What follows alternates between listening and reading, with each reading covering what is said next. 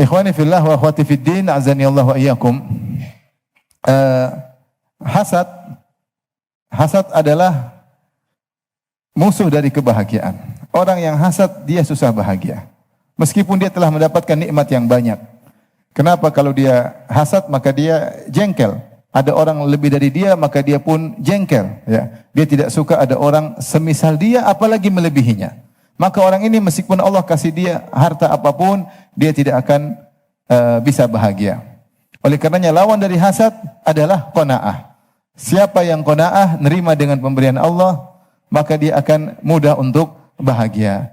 Maka di antara tafsiran para ulama tentang firman Allah Subhanahu wa taala, "Man 'amila shalihan min dzakarin aw untha wa huwa mu'min, falanuhyiyannahu hayatan thayyibah wa lanajziyannahum ajrahum bi ahsani ma kanu ya'malun." Dalam surat An-Nahl kata Allah Subhanahu wa taala, siapa yang beramal saleh laki-laki maupun perempuan atau wanita wa huwa mu'min, kemudian dalam kondisi beriman, falanuhyiyannahu hayatan thayyibah, kami akan berikan bagi dia kehidupan yang bahagia. Maka Ibnu Katsir rahimahullah menyebutkan beberapa tafsir para ulama tentang kehidupan bahagia yang Allah berikan bagi orang yang beriman dan beramal saleh. Apa kehidupan bahagia tersebut? Ada yang mengatakan yaitu satu maknanya adalah dia berlezat-lezat dengan ibadah.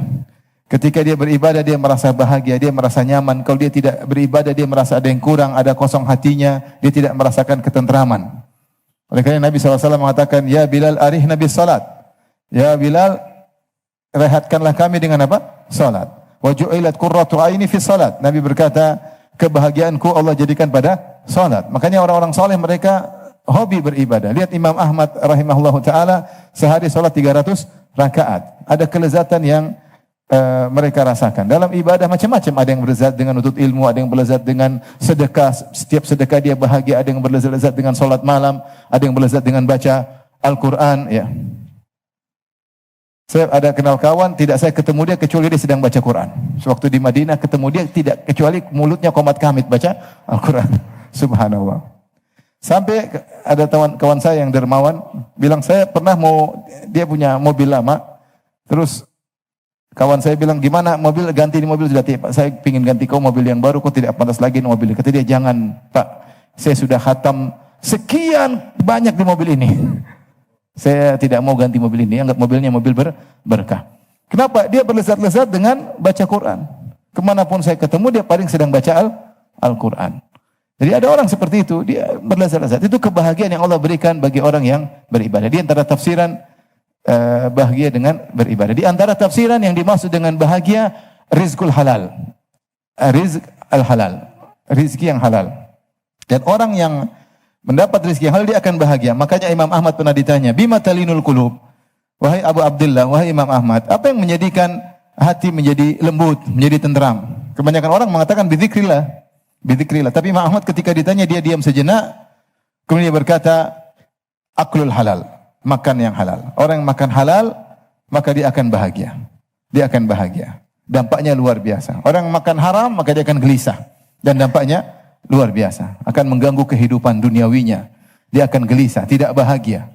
Tapi orang yang makan halal, rezeki yang halal, Allah akan berikan kebahagiaan. Ini fikihnya Imam Ahmad rahimahullah. Dia mengatakan di antara bahagia adalah makan yang halal. Kemudian di antara tafsiran kata Ibnu Katsir yaitu al-qanaah, yang dimaksud dengan kehidupan bahagia adalah qanaah, yaitu merasa cukup sehingga merasa ridha dengan pemberian Allah. Ketika ridha dengan pemberian Allah, dia tidak hasad kepada orang lain. Dia tidak hasad kepada orang lain.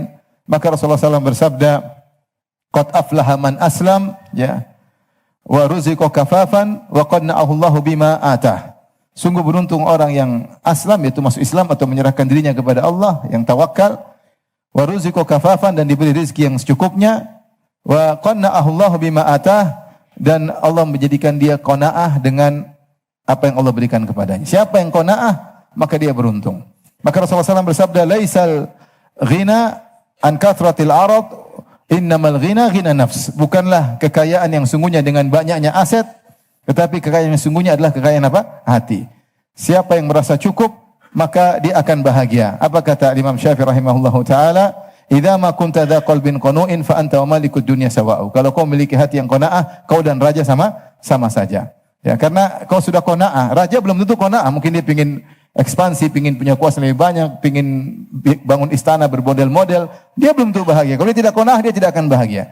Tapi seorang kalau dia qanaah, dia langsung bahagia. Kapan kita bisa mencapai qanaah, maka kita bahagia. Maka dikatakan qanaah kanzun la yafna. Qanaah adalah aset yang tidak pernah sirna. Siapa yang memiliki qanaah, maka kebahagiaan selalu bersamanya. Dan lawan dari qanaah adalah hasad. Karena kalau hasad dia tidak qanaah, bagaimana bahagia? Maka orang ingin bahagia, jangan hasad. Jangan hasad. Taib. Hadirin hadirat yang dirahmati Allah Subhanahu wa taala. Sekarang kita akan bahas tentang hakikat hasad, baru kemudian kita bahas bagaimana cara-cara agar kita melawan hasad. Hasad ada tingkatan-tingkatan. Tingkatan yang pertama, yang paling ringan, sekedar tidak suka dengan nikmat yang Allah berikan kepada orang lain, yaitu karahiyatun ni'mah 'alal ghair. Kapan kita lihat orang dapat nikmat, kita kok enggak suka, berarti kita sedang tertimpa penyakit hasad. Lihat ada orang beli mobil baru kok jengkel. Kenapa jengkel? Enggak tahu, saya jengkel aja. Itu namanya apa? Hasad. Lihat orang bikin rumah baru, kita jengkel. Berarti hasad. Lihat kawan kawin lagi, bercanda ya. Kenapa jengkel?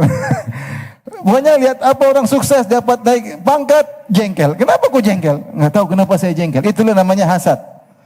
Dan ini sulit untuk lepas dari hasad yang paling ringan ini. Sampai-sampai Ibnu Taimiyah mengatakan la yakhlu jasadun min hasad. Hampir-hampir tidak ada jasad yang selamat dari hasad.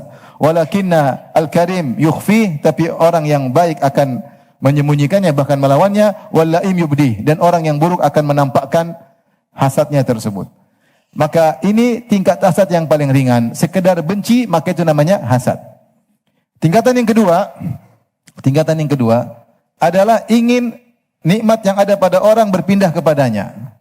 Ini apa namanya? Karahiyatu ni'mah 'alal ghair wal hirs 'alal husul 'alaiha.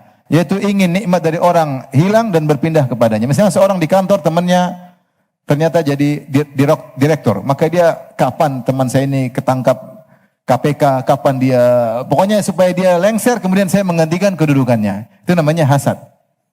Ya, pingin kedudukan tersebut pindah pada dia.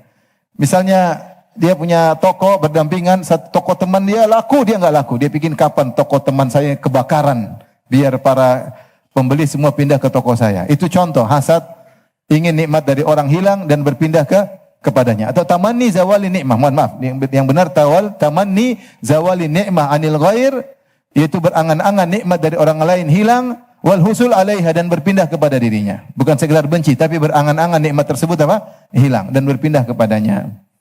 Ada kawannya punya istri yang cantik, dia bilang, kapan kawan saya mati nih, biar saya nikahi jandanya. Benar atau tidak contohnya?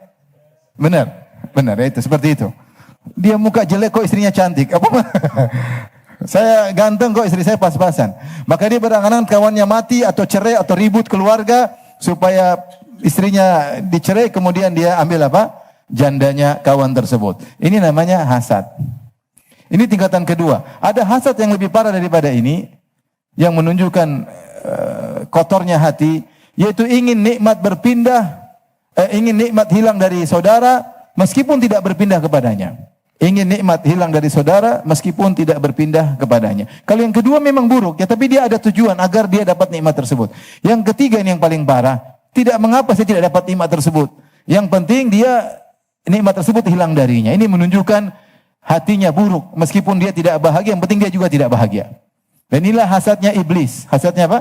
Iblis. Iblis al-la'in laknatullah alaih, ketika dia hasad kepada Adam di surga, dia ingin Adam diturunkan dari surga. Meskipun dia tidak menggantikan posisi Adam di surga, enggak ada masalah. Yang penting Adam turun dari surga.